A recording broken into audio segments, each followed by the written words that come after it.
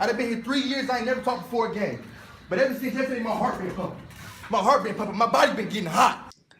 Right off the back, we see 5 things. The first is positioning, so he's taken center stage. He's in the middle of the group, right where he needs to be. The second is that he's looking around and he's making eye contact with people, which shows that he's confident in what he has to say and that it matters. Confidence is huge if you're going to give a rogue speech as he is. The third, he actually mentions in there, I don't know him at all, but he mentions that he's been there for 3 years and he's never spoken. So it's very likely that he has earned the right to say something. So for the third point here, you want to make sure that you're somebody who's earned the right to get up in front and inspire and lead.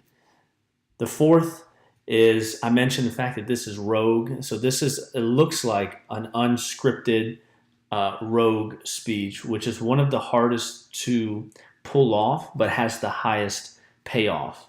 People love different and the unexpected. The only issue is that, again, it can be very hard to pull off when people aren't expecting or know what it is that you're going to say exactly or how they should react. But again, this is at the highest level of the pregame speech pyramid that we've created because it is the best one to use if you can actually pull it off. And then the last one here is that he does a very good job of starting off slow, and he's going to, as you see, he's going to be building up, which is what we recommend and what we've seen as being the most likely to actually succeed. So to start slow and build up with intensity and energy. I thought I was nervous. I said, damn, man, I fumbled twice before the game. I was nervous. Then I look around, I see some people's faces got the same as mine. I said, oh, man, they can't be nervous. Ain't no way they're nervous. I ain't nervous. My heart slowed down a little bit. We're going to pause and note 3 other things so far through this speech. The first is his body language has been very animated, and you want to make sure that when you give your pregame speech that you utilize your nonverbal body language. The second is I want you to notice everyone else through the past 20 seconds of the speech. Everyone, for the most part, is still sitting down. They're not into it, but don't let that distract you or discourage you yet. They are still in what's called base state. If you just look at the white guy there in the background, he's got his mouth open, and the guy behind him, the big guy, I think is still on his phone. It's not until 20 seconds in here that we actually get the first feedback from somebody else where somebody encourages him. So it can take a while sometimes for you to build up, especially if you start slow. And the third thing is that I don't actually know what he's saying. So his content isn't that great, but at the end of the day, many times in these speeches, emotion is better than content. And I say that because pregame speeches are all about energy. You as the captain are transferring the energy that you have inside of you to your teammates. And emotion is raw energy. So we have to have emotion and we have to inspire. And that doesn't happen without emotion. With that being said, though, you won't get to the next level without bringing emotion and content, great content, together. And we'll see how he's able to pull that together here as we move forward. I ain't nervous no more. I'm like, all right, I'm good. Come back. He come back. I'm like, damn, what is this feeling? I'm like, am I scared? I look around. I'm like, oh, he got the same face I got. He can't be scared. He ain't scared. I ain't scared. What's this feeling? I look around. It's adrenaline. I'm ready for the game. At this point in time, he's hit a pinnacle. He's done that by increasing his flow or by going faster and by increasing his intensity. And by doing so, he's really given off a lot of energy to his team. And you can now hear a lot more of his teammates being more vocal and encouraging him to continue.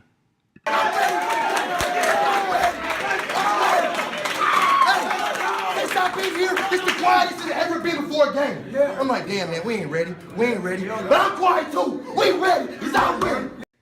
One important piece to really acknowledge here, my man understands flow very well. So he has really gotten this concept down of bringing things up to his pinnacle, bringing it back down. There's a lot of variety in his speech. And if you're doing an unscripted speech or a rogue speech like this, you want to do that. Rhythm is crucial for team chants, But in this case, when it's just him speaking and he's giving a speech, you want to make sure that you don't hold the exact same pitch the whole time or have the same rhythm throughout. You want to bring it up and bring it down and have some variety. And he does this very well.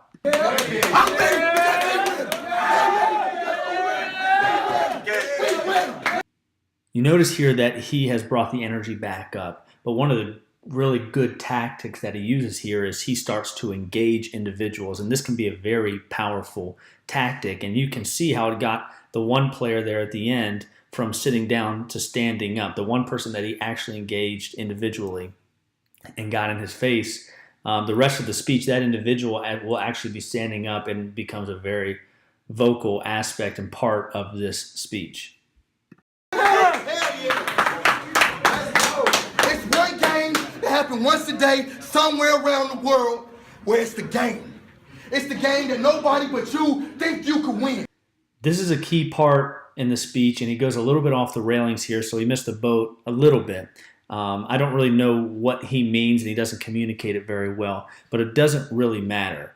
Again, he's done a great job at keeping the flow and maintaining high emotion. And a lot of times those two together can really overcome the lack of content. It's one game around the world, and somehow it blessed us, and it's here. It's here. Because don't nobody but the people in this locker room then we got a fucking chance to bust their ass. Yeah. And I'm a dog. I know we got some dogs.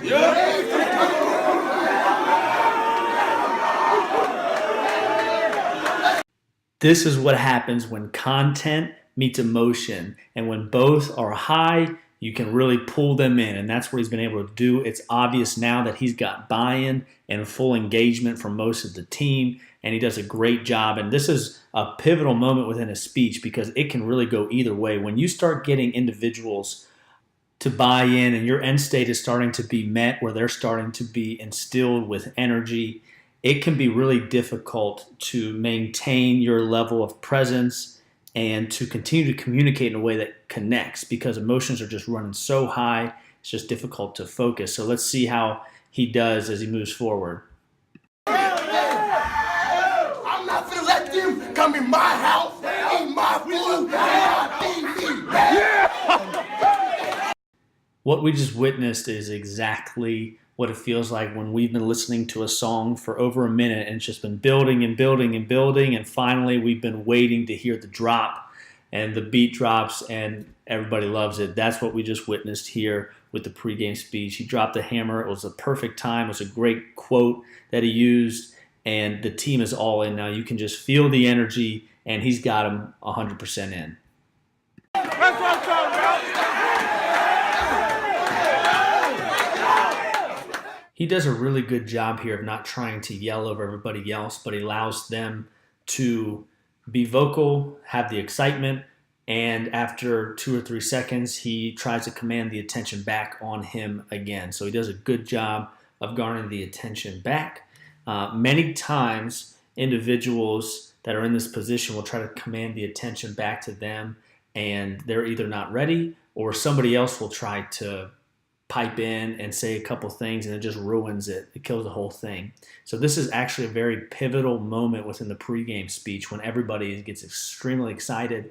And you don't forget that you have earned the right. You've built them up to that point. Don't let it go to waste. If you have more to say, then you take control and you make it happen, and you communicate whatever it is that you want to communicate. We got some dogs, and they is vicious, and they is hungry too. They is hungry too. We done protected the bullet, we're gonna continue to protect the bullet. If you got a problem, you're gonna get hit like we some bullets. Let's go, man. Let's go.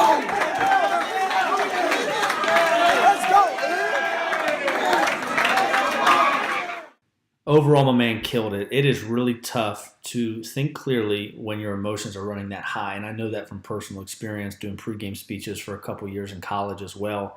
If you've never done a speech like that where it's rogue, it's a little bit unscripted, you have got to practice. And a couple points just to finalize this here is with your emotions running that high, you're going to forget some things. So what I found to be very helpful was a ratio of 5 to 1.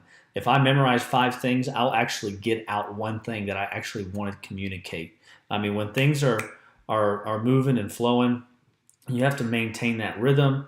It's tough to really think on your feet that quickly while you're reading the crowd and doing so many other things. So the second thing is to just make sure that you have some key phrases or quotes memorized so that you can drop them in when you feel like the time is right.